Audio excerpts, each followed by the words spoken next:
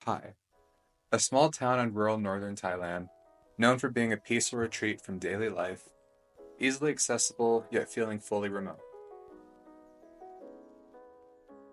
Here, nature and civilization are in harmony, with the area's endless waterfalls, canyons, and jungles only minutes away from the small city center. Pai is indeed a special place that caught me off guard. I've heard of it being a party destination, but as soon as I got on my motorbike and left town, I was suddenly alone.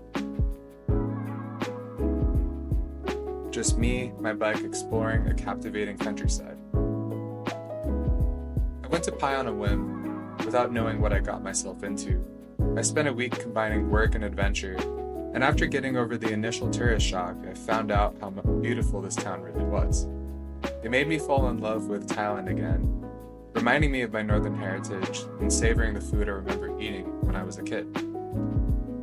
It was pretty easy to see just how strongly the city center catered towards tourists, so I made sure to explore as much as I could and find my own things to do, because that's what's so great about Thailand. There's always something fun out there.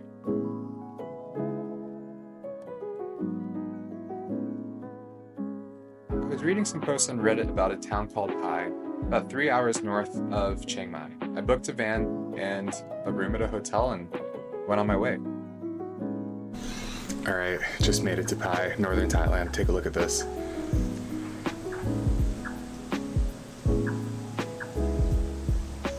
That's incredible. Stay tuned.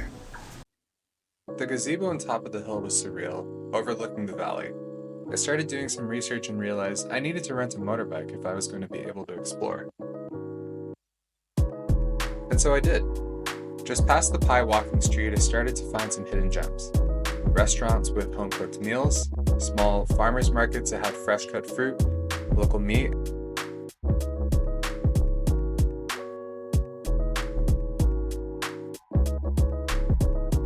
and I even found some durian.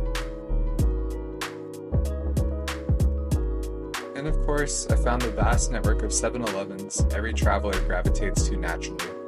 It's the international beacon of sustenance and a must-visit pit stop for adventure.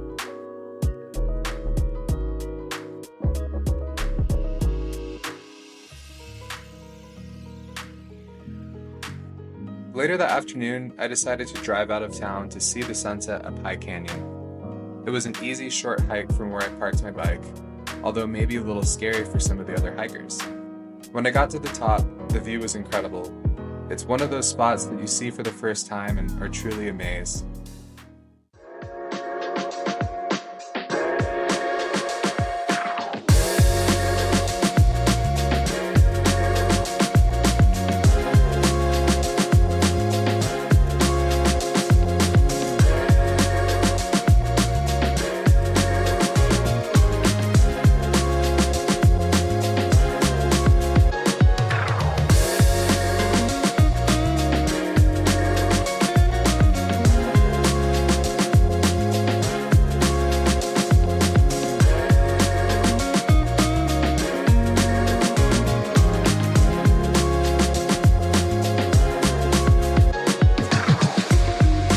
It took a while, maybe an hour, because I was too eager to get out to the canyon after I found out about it, but the sun finally began to set, and it was beautiful.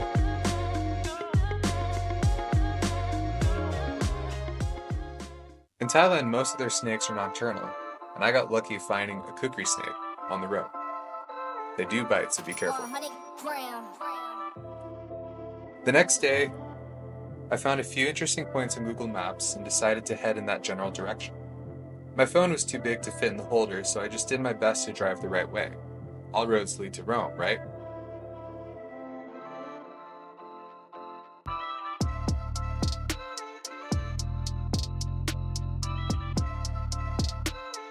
I found a sign pointing up a dirt road to a viewpoint I couldn't see.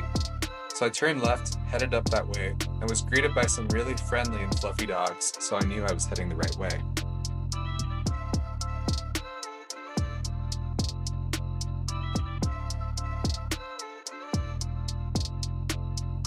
I got to the top and met a woman and her 2 sons working a little stand at the top of the hill. And I walked out to one of the nicest viewpoints I've seen in Pai so far.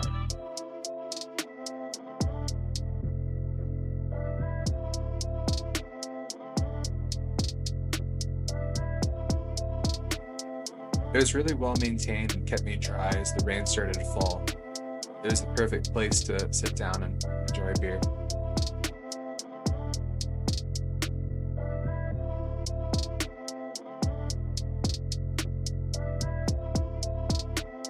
I went back down the hill and decided to head to a waterfall a few miles up the other dirt route.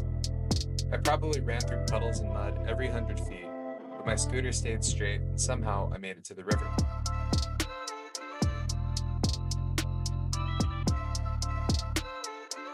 To be completely honest, I was pretty nervous through some of these puddles. Just like this one, the back tire kept slipping out and I would have to use my feet to stop the bike from falling over in the mud. And there was one point where another biker decided to turn back because it was a little bit too wet. But either way, I'm really impressed with some of these scooters and the fact that I was able to make it through this puddle without slipping. I'm happy about that. And it was well worth it when I got to the end.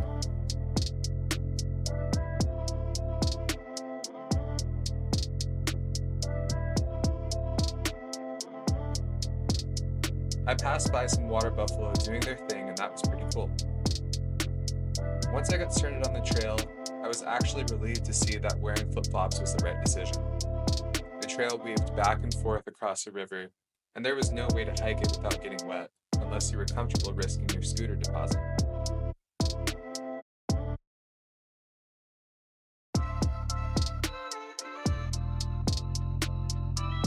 I ran into the biggest roly-poly I've ever seen, and I even caught this mean little whip snake that got right back to hunting after I let him go.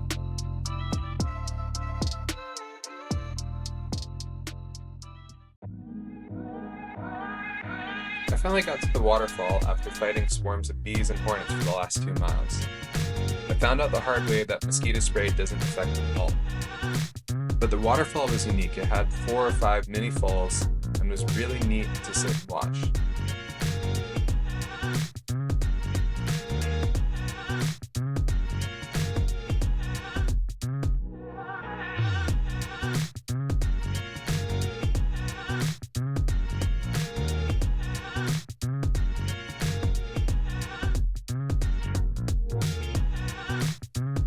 Afterwards, I got back to my bike and I found a snake underneath it.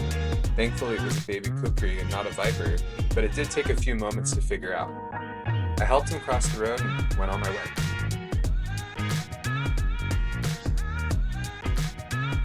The trail ended up being a little longer than I expected. It was about 9 kilometers from out to back, so I was pretty exhausted, and the ride home, another 35 minutes, but I was excited for what came next. I finished the day off at Paradise Bar, which I highly recommend. I caught their fire dancing night, where they let people from the crowd perform. I thought that was awesome.